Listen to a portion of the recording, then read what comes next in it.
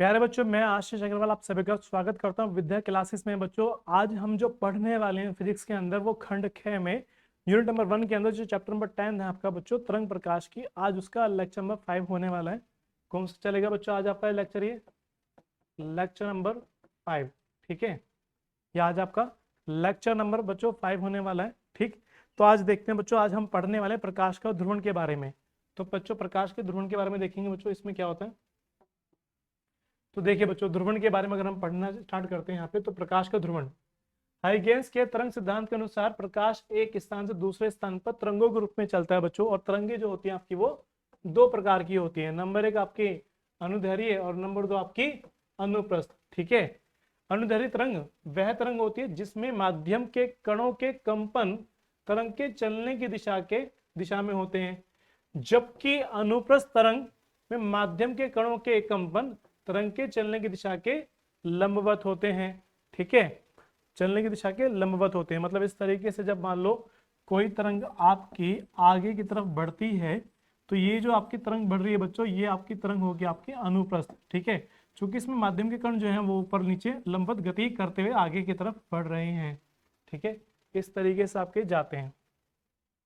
अनुदैर्ध्य तरंगे सभी माध्यमों में उत्पन्न की जा सकती है, जबकि अनुप्रस्थ तरंगे केवल ठोसों तथा द्रवों के पृष्ठ पे उत्पन्न की जा सकती है। आपने देखा होगा कि जब हम पानी का कोई तालाब हो, उसमें एक पत्थर को डाल देते हैं, फेंकते हैं, तो पानी की लहरें इस तरीके से बच्चों बनती हुई चली आती हैं, तो उसमें वो वहां पर वो अनुप्रस्थ तरंगे बनाता है, ठीक है। तो ध्रुवण क्या है बच्चों यहाँ पे आपका, ठीक है। तो अनुप्रस्थ तरंगे जैसे प्रकाश का गुण जो उनके दोलनों की दिशा से संबंधित है। ध्रुवण का अर्थ है निश्चित। ध्रुवण का अर्थ है बच्चों निश्चित। ध्रुवित तरंगों में किसी सीमित रूप में ही दोलन होते हैं, जबकि अध्रुवित तरंगों में समान रूप से दोलन होता है। अध्रुवित यानी कि समान रूप से होगा, यानी कि सब दिशा में समान रूप से वो उसका दोलन हो रहा होगा, आगे पीछे मूवमेंट कर रहा होगा, ठीक है। किसी गैस या द्रव में गतिमान ध्वनि तरंगे ध्रुवण का गुण प्रदर्शित नहीं करती, क्योंकि उनकी गति की दिशा और दोलनों की दिशा एक ही होती है। यदि साधारण प्रकाश के वैद्युत वेक्टरों के कंपन तथा तरंग संचरण की दिशा के लंबवत तल में केवल एक ही दिशा सीमित कर दी जाए, तो इस प्रकार के प्राप्त प्रकाश ध्रुवित प्रकाश कहलाते हैं या होंगे, ठीक है। तथा यह घटना प्रकाश का ध्रुवण कहलाती है, यानी कि एक दिशा में केवल कंपन होने लगे तो उसको ध्रुवित प्रकाश कहा जाता है, ध्रुवण कहा जाता है, ठीक है। मतलब किस तरीके से, हमारा कहने का मतलब बच्चों आपसे, कि अगर आपके पास में मान लेते हैं कि यहाँ पर कोई एक सोर्स है प्रकाश का, ठीक है, ये कोई सोर्स है, तो उससे प्रकाश आपका चारों तरफ फैल रहा होगा, ठीक है। ये चारों तरफ बच्चों फैल रहा होगा, और यहाँ पे कोई एक माध्यम ऐसा लगा दिया जाता है, यहाँ पर कोई एक ऐसा माध्यम लगा दिया जाता है ना। तो जिससे जब प्रकाश इस माध्यम से होकर गुजरेगा, तो इसके जो लंबवत वेक्टर वाले होंगे, यानी कि जो लंबवत वाले वेक्टर होंगे, केवल वही बच्चों पास करेंगे आगे, बाकी तो टेढ़े मेढ़े गति करते रहेंगे। तो जो प्रकाश आपका बाहर जो निकला, अगर हम गत्ते में एक केवल होल कर दें, एक लाइन की कटिंग कर देते हैं, उसको जैसे यहाँ रखा जाएगा, तो प्रकाश जो आपका बाहर निकलेगा वो लाइन के माध्यम से निकलेगा, यानी कि जो उस लाइन के समांतर पहले कंपन कर रहे होंगे कण, वो आपका आगे बाहर निकल जाएगा। तो इसलिए हम इसको कहते हैं अध्रुवित प्रकाश, अध्रुवित प्रकाश। और ये वाला जो प्रकाश आपका होगा बच्चों, वो ध्रुवित प्रकाश हो जाएगा, ठीक है। तो इस तरीके से बच्चों यहाँ पर वैल्यू को निकालते हैं। चलिए अब आगे चल लेते हैं। अगर हम यहाँ पे बच्चों बात करते हैं कि अध्रुवित तथा ध्रुवित प्रकाश किस तरीके से यहाँ पर होगा, तो जैसे मैंने अभी बताया आपको कि साधारण प्रकाश में वैद्युत वेक्टरों के कंपन तरंग संचरण की दिशा के लंबवत सभी दिशाओं में होते हैं, अर्थात ये तरंग संचरण की दिशा के परितः सम्मित होते हैं। अतः साधारण प्रकाश को अध्रुवित प्रकाश कहा जाता है, यानी कि उसके कंपन जो होंगे आपके बच्चों चारों तरफ चारों दिशा में होते हैं, इसलिए उसको अध्रुवित प्रकाश कहा जाता है। यदि किसी युक्ति द्वारा साधारण प्रकाश के वैद्युत वेक्टरों के कंपन तरंग संचरण की दिशा के लंबवत तल में केवल एक ही दिशा में सीमित कर दी जाते हैं, जैसे भी आपको मैंने बताया कि अगर आप एक बिंदुवत स्रोत लेते हैं प्रकाश का, उसके सामने गत्ता लगा देते हैं, उस गत्ते में केवल आप एक कटिंग कर देते हैं हल्की सी लाइन, बारीक लाइन के रूप में, तो उसके पहले जो कंपन होने वाले होंगे प्रकाश वो एक सीधी रेखा के रोर पे उस गत्ते से बाहर गुजरेगा, ठीक है। तो उस केस में उस प्रकाश को बोला जाएगा ध्रुवित प्रकाश, और जो गत्ते से पहले वाला प्रकाश होगा उसको कहा जाएगा बच्चों अध्रुवित प्रकाश, क्योंकि वो कंपन सभी दिशा में समान रूप से कर रहा होगा, ठीक है। कंपनों को तरंग संचरण की दिशा के परितः सम्मिलित कर दिया जाए तो इस प्रकार के प्रकाश को ध्रुवित प्रकाश कहलाता है। इसी को समतल ध्रुवित प्रकाश भी कहते हैं। प्रकाश संबंधित यह घटना प्रकाश का ध्रुवण कहलाती है, ठीक है। समतल ध्रुवित प्रकाश किस तरह का होगा बच्चों, यहाँ पे देखिए, प्रकाश के ध्रुवण की घटना साधारण प्रकाश को टूरमैलीन क्रिस्टल पर डालकर देखी जा सकती है। इस क्रिस्टल की यह विशेषता होती है कि इसमें से वेक्टर के कंपन एक ही दिशा में निर्गत होते हैं। जब साधारण प्रकाश इन क्रिस्टलों में से होकर गुजरता है तो इसके केवल वे कंपनी बाहर निकल पाते हैं क्रिस्टल अक्ष के जो समांतर होते हैं, बाकी जो शेष होंगे वो कंपन क्रिस्टल द्वारा रोक लिए जाते हैं। इस प्रकार इस प्रकाश को कहा जाता है बच्चों समतल ध्रुवित प्रकाश, ठीक है। यानी कि जो प्रकाश बाहर रोक लिया जाएगा उसको का, और प्रकाश रोक लेगा, और जो नॉर्मली उस क्रिस्टल से पार निकलेगा जो उसके पैरेलल होंगे उसके समांतर होंगे वही प्रकाश उसके बाहर निकल पाएगा। जैसे भी आपको बता रहे गत्ते का एग्जांपल लेके मैं इस तरीके से देखेंगे बच्चों अध्रुवित तथा ध्रुवित प्रकाश का निरूपण कि किस तरीके से दिखाया जाएगा। तो जैसे आप अगर यहाँ पे देखें बच्चों, आपके पास में एक हमारे पास में ये नंबर ए पार्ट आपके पास में कि तरंग अगर आपकी कोई इस तरीके से चल रही है तो उस तरंग के जब तरंग चलती है तो प्रकाश जो होगा उसका कंपन वो सभी दिशा में गति कर रहा होगा, वो उसके परपेंडिकुलर भी होगा, उसके लंबवत भी होगा, उसके समांतर भी होगा, है ना। तो इस तरह का जो प्रकाश होता है बच्चों वो आपका कहलाता है अध्रुवित प्रकाश। देखिए, अध्रुवित प्रकाश में प्रकाश के संचरण की दिशा के लंबवत तल में कंपन की सभी दिशाएं संभव है। कंपन की सभी दिशाएं परपेंडिकुलर इस तरीके से तिरछा भी हो सकता है। तो अध्रुवित प्रकाश एक तारे द्वारा प्रदर्शित किया जाता है, यानी कि इस तार के माध्यम से इसको प्रदर्शित कर सकते हैं। और जो बी पार्ट होता है कागज के तल के समांतर कंपन, ठीक है। कागज के तल के जो समांतर कंपन बच्चों यहाँ पर हो रहे होंगे, प्रकाश के समतल ध्रुवित पुंज में कंपन एक सीधी रेखा के अनुदिश होते हैं। जब कंपन कागज के तल के समांतर होते हैं तो वे तीर युक्त रेखाओं द्वारा निरूपित किए जाते हैं। तीर युक्त रेखाओं द्वारा निरूपित किए जाते हैं। इस तरीके से निरूपित बच्चों आपको यहाँ पर करके दिखा रखे हैं, ठीक है, निरूपित करके दिखाए जाते हैं। जब कंपन कागज के तल के लंबवत होते हैं, जब समांतर होंगे तो तीर से दिखाएंगे, जो लंबवत होंगे परपेंडिकुलर, है ना। जब लंबवत होंगे तो वो लंबवत मतलब इस तरीके से जब होंगे पैरेलल तो वो आपको एक सीधी यानी कि एक डॉट नजर आएगा, ठीक है। और इस तरीके से आप करेंगे तो एक आपको लाइन नजर आएगी, ऊपर नीचे करेंगे तो एक डॉट नजर आएगा, ठीक है। जब कंपन कागज के तल के लंबवत एक सीधी रेखा में होते हैं, सीधी रेखा के निर्दिष्ट होते हैं तो वो बिंदुवत निरूपित किए जाते हैं। जैसे आपको दिखा रहा हूँ चित्र सी में, ये जो आपको डॉट दिखा रखा ना ये वाला, ये लंबवत होंगे। यहाँ पे लिख के रखा है कागज के तल के लंबवत जो आपके कंपन हो रहे होंगे। तरंग आपकी बढ़ बच्चों आगे की तरफ, ये आप देख पा रहे होंगे ये वाले जो एरो लगे हुए हैं ये इसकी दिशा को निरूपित करते हैं, प्रदर्शित करते हैं, ठीक है। तो उसको इस तरीके से यहाँ पे समझा जा सकता है, ठीक। तो बच्चों चलिए आगे चल लेते हैं यहाँ पे। अब जैसे आपका ये प्रकाश आ रहा है तो प्रकाश अगर आप देखें यहाँ ध्यान से कि कंपन तल तथा ध्रुवण तल कौन सा वाला होगा। अब देखें यहाँ पे बच्चों कि एक आपकी जो लाइन है प्रकाश की वो इस तरीके से निरूपित की जाती है बच्चों यहाँ पे, है ना, कि आपकी जो तरंग चलने की दिशा को रिप्रेजेंट करेगा। तरंग चलने की दिशा को रिप्रेजेंट कर रहा है आपका ये वाला, ठीक है। समतल ध्रुवित प्रकाश में वह तल जिसमें प्रकाश के वैद्युत वेक्टर के कंपनों की दिशा तथा प्रकाश तरंग के संचरण यानी कि चलने की दिशा दोनों ही निहित होते हैं, कंपन तल कहलाते हैं, है ना, प्लेन ऑफ वाइब्रेशन कहलाता है, ठीक है। चित्र 37 में जैसे आपको दिखा रखा, चित्र नंबर 37 आपको ये वाला दिखा रखा है यहाँ पे कि तरंग संचरण की जो दिशा है यानी कि ओ ये वाला, ओ डैश यानी कि ये वाला, ठीक है। हम यहाँ पे ओ डैश इसको कह रहे हैं, यहाँ पे जो तरंग आपका चलने की दिशा को रिप्रेजेंट कर रहा है, ठीक।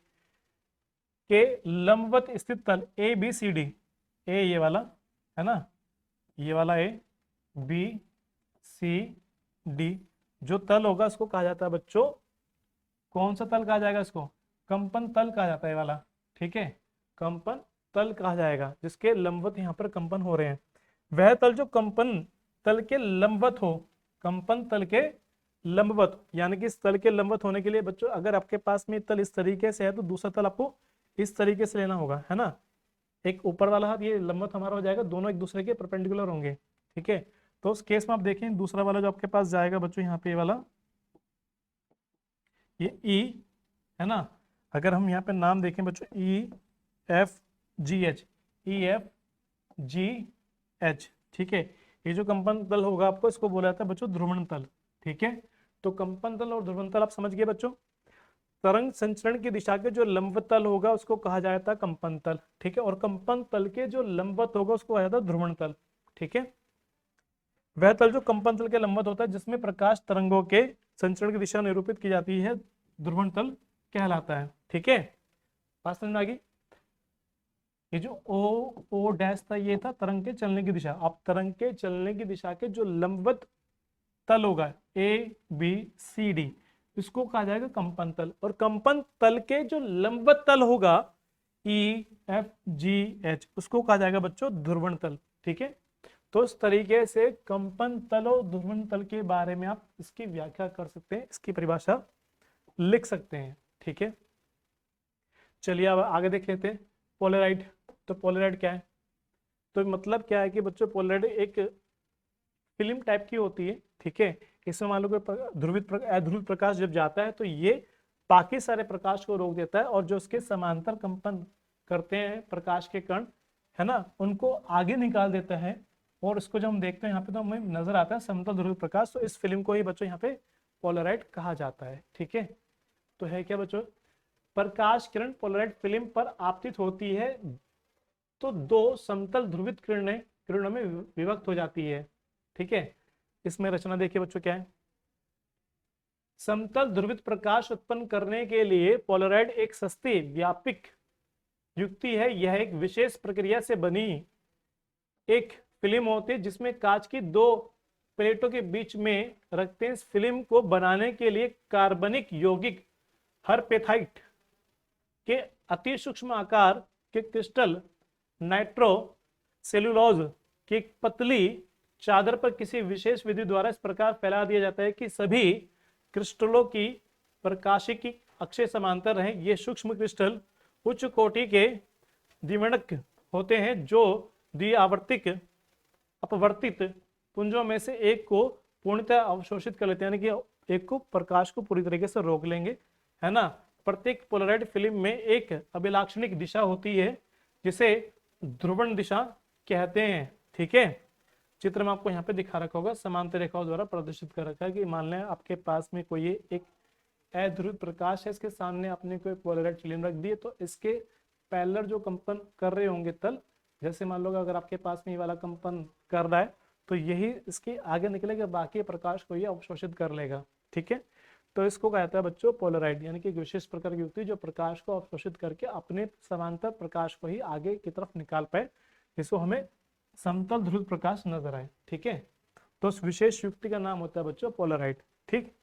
तो चलिए बच्चों अब आगे, अब अगर आगे देख लेते हैं बच्चों, तो पोलराइड से निर्गत प्रकाश की तीव्रता, मेलस का नियम, ठीक है। ये इंपॉर्टेंट है बच्चों, बोर्ड के एग्जाम में कई बार ये आता है आपसे पूछने के लिए। तो अगर यहाँ पे देख लेते हैं बच्चों, जब अध्रुवित प्रकाश किसी पारदर्शी माध्यम के पृष्ठ से परावर्तित होता है तो आंशिक रूप से समतल ध्रुवित हो जाता है, ठीक है। सन 1809 में वैज्ञानिक इटेन लुई मेलस ने सिद्ध किया कि यदि किसी पोलराइड फिल्म पर आपतित प्रकाश की तीव्रता आई नॉट हो तो पोलराइड से निर्गत प्रकाश की तीव्रता I1 इस सूत्र से प्राप्त की जाएगी। I1 कह सकते हैं, आई कह सकते हैं, I not into cos square theta से की जाती है, जहां थीटा जो होगी बच्चों पोलराइड की ध्रुवण दिशा तथा आपतित प्रकाश के वैद्युत वेक्टरों के कंपन की दिशा के बीच बना कोण होता है। इसी को बच्चों मेलस का नियम कहा जाता है। अगर एक नंबर में बोर्ड के एग्जाम में क्वेश्चन आ जाता है कि मेलस का नियम लिखिए, तो आपको लिख के आना है I is to I not cos square theta, आपको ये लिख के आना है, ठीक है। तो ये प्रकाश की तीव्रता इतना टॉपिक भी आपका आ सकता है एग्जाम में, और दूसरा में मेलस का नियम भी लिखा हुआ आ सकता है। दोनों ही केस में आपको बच्चों यही टॉपिक करना होगा। ठीक, अब आगे चलते हैं बच्चों। अब अगर इसकी उत्पत्ति के बारे में बात करें कि ये फॉर्मूला हमारा निकल के किस तरीके से आया, तो देख लेते हैं बच्चों यहाँ पे। तो उत्पत्ति में अगर हम यहाँ पे देखें बच्चों की उत्पत्ति, माना किसी पोलराइड पर आपतित प्रकाश की तीव्रता जो है वो आई नॉट है, और इसके वैद्युत वेक्टर के कंपन का जो आयाम है बच्चों वो स्मॉल ए है। तो उस केस हम जानते हैं कि जो तीव्रता होती है वो आयाम के वर्ग के अनुक्रमणपाती होती है, यानी कि जो आई होगा बच्चों वो अनुक्रमणपाती होता है आयाम के वर्ग के। इसको हटाने के लिए कांस्टेंट डाला जाता है यहाँ पे के ए स्क्वायर, क्योंकि हमने आपतित प्रकाश की तीव्रता को आई नॉट से रिप्रेजेंट किया है, इसलिए यहाँ पे बच्चों आई नॉट आ गया है। तो आप यहाँ पे देख पाए होंगे आई नॉट इज इक्वल टू के ए स्क्वायर। ठीक है, बात समझ में आ रही है आपके? जैसे कोई प्रकाश होगा ना आयाम, यानी कि इस तरीके से अगर आपके पास ए जाता है इस तरीके से यहाँ पे, तो मैक्सिमम कितना ऊपर नीचे मूवमेंट कर सकता है, तो उसका आयाम कहलाएगा। जैसे अगर आपके पास कोई तरंग बच्चों इस तरीके से चलती है, तो ये जो हिस्सा होता है कितना वो ऊंचा गया, उसको आयाम कहते हैं कि इतना मैक्सिमम रेंज को वो कवर अप कर रहा है। माना पोलराइड की ध्रुवण दिशा तथा आपतित प्रकाश के वैद्युत वेक्टर के आयाम की दिशा के बीच बना कोण जो होगा वो थीटा होगा। ठीक है, ये जो आप कोण देख पा रहे हैं कोण थीटा होगा। माना आयाम ए को परस्पर दो लंबवत वेक्टरों में विभाजित कर लिया जाता है, जिसमें यहाँ पे लंबवत वेक्टर में आपका आ जाता है ए साइन थीटा, है ना, और ये वाला आपका ऊर्ध्वाधर घटक में आपका जाता है ये वाला सॉरी समांतर में आपका निकल कर जाएगा ए कोस थीटा, और लंबवत में आपका जाएगा ए साइन थीटा। ठीक है, पोलराइड की ध्रुवण की दिशा के समांतर घटक जो होगा बच्चों वो ए कॉस थीटा, और इसके लंबवत जो घटक होगा बच्चों वो ए साइन थीटा निकल कर जाता है। इसमें से केवल ए कोस थीटा घटक ही पोलराइड फिल्म से गुजर सकता है, बाकी जो उसके लंबवत होगा वो तो उसको रोक लेगा ना प्रकाश को, तो केवल हमारा यही घटक काम करेगा। ठीक है, अतः पोलराइड से निर्गत प्रकाश की तीव्रता जो आई होगी बच्चों वो क्या हो जाएगी, आई बराबर आई वन, इसको रिप्रेजेंट कर रहे हैं यहाँ पे I one is equal to के, चूंकि अब हमारा आयाम ये वाला काम करेगा यहाँ पे ये वाला A cos theta, A cos theta का स्क्वायर करेंगे तो फिर यहाँ पे बच्चों क्या जाएगा के I A square into cos square theta, और इसकी जगह हम बच्चों क्या लिख देंगे यहाँ पे आई नॉट। तो हमारा फॉर्मूला बन जाएगा I one is equal to I not cos square theta. ठीक है, ये बच्चों क्या था आपका मेलस का नियम। ठीक, तो ये आपके बात समझ में आ गई होगी। इसको बच्चों ध्यान से समझेंगे, आप ध्यान से इसको करेंगे।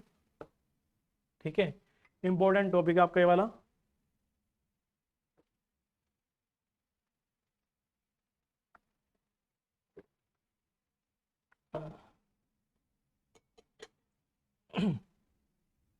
चलिए बच्चों आगे चल लेते हैं। आगे बच्चों ये बूस्टर का नियम काफी इंपॉर्टेंट टॉपिक है बोर्ड के एग्जाम आपके लिए। बूस्टर का नियम क्या कहता है, देखिए पहले बच्चों यहाँ देख लेते हैं कि परावर्तित प्रकाश में ध्रुवित प्रकाश की मात्रा पृष्ठ पर प्रकाश के आपतन कोण पर निर्भर करती है। 1811 में वैज्ञानिक बूस्टर ने अपने परीक्षणों में आधार पर बताया कि परावर्तित प्रकाश में ध्रुवित प्रकाश की मात्रा पृष्ठ पर प्रकाश के आपतन कोण पर निर्भर करती है। आपतन कोण के एक विशेष मान के लिए परावर्तित प्रकाश पूर्णतः समतल ध्रुवित होता है। ठीक है, इस परावर्तित ध्रुवित प्रकाश में वैद्युत वेक्टरों के कंपन आपतन तल के लंबवत तल में होते हैं। इस विशेष आपतन कोण को ही ध्रुवण कोण कहते हैं। ठीक है, और उसके इसे आईपी से पसंद करते हैं, इसे आईपी से प्रदर्शित करते हैं। कांच के लिए आईपी का जो मान होगा बच्चों वो कितना होता है 57 डिग्री। ये इंपॉर्टेंट है कि कांच के लिए ध्रुवण कोण का मान कितना होना चाहिए, तो आप लिखेंगे बच्चों 57 डिग्री। कितना 57 डिग्री। बोर्ड के एग्जाम में क्वेश्चन आपका पूछा गया है कई बार। ठीक है, वैज्ञानिक बूस्टर ने विभिन्न पारदर्शी माध्यमों से पृष्ठों से परावर्तित प्रकाश का अध्ययन करने के लिए प्रत्येक के लिए यहां पर एक फॉर्मूला ड्राइव किया है। प्रत्येक के लिए ध्रुवण कोण ज्ञात किया था, ध्रुवण कोण को आईपी से प्रदर्शित किया गया। ठीक है, जैसे नॉर्मली अगर हम यहाँ पे देखें बच्चों तो ऊपर आपका एक माध्यम होगा वायु, नीचे माध्यम होगा कांच, तो नीचे सघन माध्यम होगा। ठीक है, तो नॉर्मली बच्चों हो क्या रहा है यहाँ पे अगर आपका ये अध्रुवित प्रकाश है तो अध्रुवित प्रकाश क्या होगा बच्चों, अध्रुवित प्रकाश क्या होगा बच्चों यहाँ पे आपका कि अब इसका अपवर्तन होगा। अपवर्तन होने के लिए प्रकाश आपका ये सीधा निकल जाना चाहिए था, ये प्रकाश आपका सीधा निकल जाना चाहिए था, ठीक है, बट ये सीधा ना निकल के ये आपका अपवर्तित हो जाता है, और अपवर्तित होकर ये अब आप जानते होंगे अपवर्तन नियम से कि अभिलंब की ओर झुक कर चलता है, ठीक है, अभिलंब की ओर झुक कर चलता है ये वाला, ठीक। तो उस तरीके से अपवर्तित हो जाता है, साथ साथ में परावर्तित भी होगा। ध्रुवित प्रकाश जो आपका ये वाला होता है, क्योंकि जो कंपन इसके समांतर कर रहे होंगे वो नीचे निकल जाएंगे, बाकी इसका आपका ये आगे की तरफ निकल जाएगा, ठीक है, तो इसको हम यहाँ पे ध्रुवित प्रकाश कहते हैं बच्चों, ठीक। तो यहाँ पर ये संबंध जो आपका निकल कर आता है इसे बूस्टर का नियम कहते हैं। कौन सा वाला निकल के आता है यहाँ पे बच्चों, आपका ये वाला n बराबर tan IP। तो यही बच्चों आपका बूस्टर का नियम है, ठीक है। तो देखिए बच्चों किस तरीके से आपका निकल के आता है ये वाला। जैसे आप यहाँ पे देख रहे हैं बच्चों कि आपतन कोण आपका ये वाला I है और ये वाला आपका स्मॉल r है, ठीक है। तो उस केस में अगर आप देखते हैं बच्चों यहाँ पर, तो स्नेल के नियम से sine IP is equal to sine r, चूंकि इसका प्रतिनांक कुछ तो रहा होगा ना, n मान के चलते हैं अगर यहाँ पे इसको, तो हम जानते हैं बूस्टर का जो नियम है बच्चों आपका वो n बराबर tan IP होगा। अब tan IP को लिख लेंगे sine IP upon cos IP। ये भी इक्वेशन नंबर 1 में ये भी n का मान है और इक्वेशन नंबर 2 में ये भी n का मान है। तो समीकरण 1 में 2 से जब तुलना करेंगे बच्चों तो ये IP साइन IP IP से कट जाएगा, जब क्रॉस मल्टीप्लिकेशन करेंगे तब बच्चों आपका आ जाएगा cos IP is equal to r। अब साइन r को बच्चों लिखा जा सकता है cos 90 माइनस r। अब जब cos 90 माइनस r लिखा जाएगा तो cos से बच्चों cos कैंसिल हो जाएगा, तो आपका बचेगा IP is equal to 90 minus r, और r को इस साइड ले लेंगे तो आपके पास में फॉर्मूला बन जाएगा बच्चों ये IP plus r is equal to 90 degree. IP plus r यानी कि अगर आप देखें, आप जानते हैं कि प्रकाश का जो परावर्तन होता है उसमें आपतन कोण और परावर्तन कोण दोनों बराबर होते हैं, तो यानी कि IP अगर ये तो ये वाला भी IP हो जाएगा, ठीक है। और हम बता चुके हैं कि IP और ये वाला जो R है यानी कि IP प्लस R जो होगा वो 90 डिग्री होगा, ठीक है। अगर ये 90 डिग्री है तो ये भी तो 90 डिग्री ही होगा, क्योंकि जो पूरा कोण है बच्चों ये वाला, जो पूरा कोण है यहाँ पे ये वाला वो 180 डिग्री होगा, और अगर ये 90 है तो ऑब्वियसली 90 हो जाएगा, तो यानी कि लंबवत हो जाएगा ना, ठीक है। तो इस केस में यहाँ पर कह सकते हैं बच्चों चित्र से कि IP प्लस R प्लस कोण RQS 90, यानी कि टोटल की वैल्यू कितनी जाएगी 180, ठीक है। चूंकि इस पर जो ये आपका जा रहा है बच्चों ये लाइन इसकी, और यहाँ पे n डैश आपका ये अभिलंब कहलाएगा, ठीक है। तो इस तरीके से हम बच्चों प्रकाश के परावर्तनीय व्याख्या बूस्टर के नियम से कर पाए, ठीक है। चलिए अगर यहाँ पे ये बात आपके क्लियर हो जाती है तो आगे चल लेते हैं। आगे जैसे इस पे क्वेश्चन देख लेते हैं बच्चों। तो क्वेश्चन में कहता है कि एक पोलराइड पर समतल ध्रुवित प्रकाश पोलराइड की ध्रुवण दिशा से 30 डिग्री, तो थीटा इजिकल टू आपको दे दिया बच्चों 30 डिग्री कोण पर गिरता है, तो निर्गत प्रकाश की तीव्रता आपतित प्रकाश की तीव्रता में कितने प्रतिशत, तो आपको प्रतिशत में बताना है बच्चों, ठीक है। तो माना आपतित प्रकाश की जो तीव्रता होगी वो आई नोट मान लेते हैं, आई नोट, ठीक है। तो उस केस में आप मेल्स का नेम लगा देंगे, आई बराबर I naught cos square theta. Theta के बच्चों वैल्यू पुट करेंगे तो I naught into cos square, यहाँ पे 30 रखा जाएगा, है ना।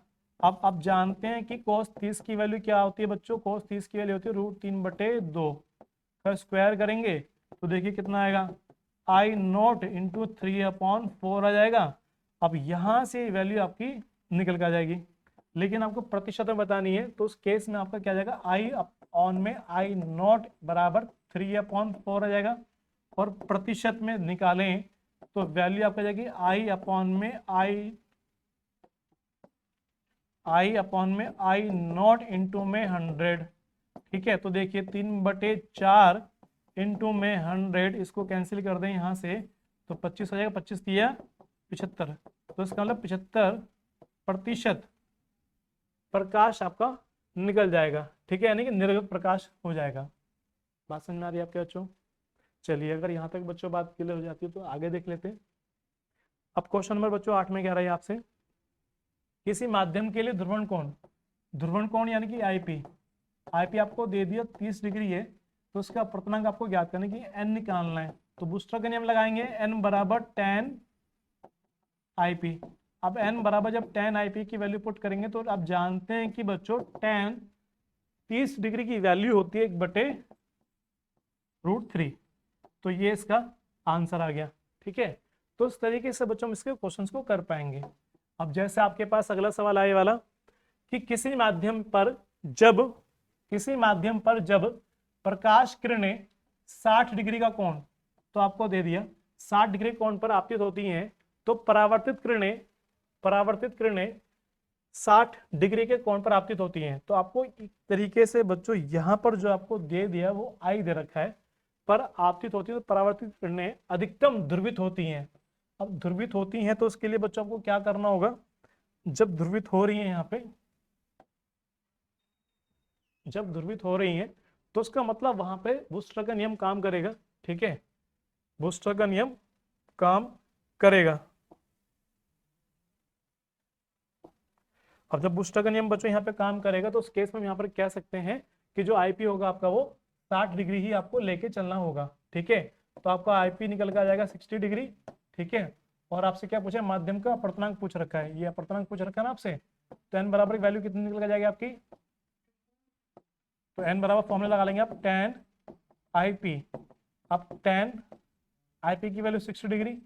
ठीक है, अब n बराबर tan 60 की वैल्यू होती है बच्चों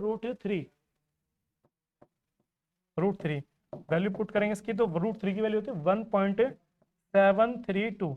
ठीक है, तो इस तरीके से बच्चों इसका अपवर्तनांक निकल के आ चुका है। ठीक, तो चलिए बच्चों,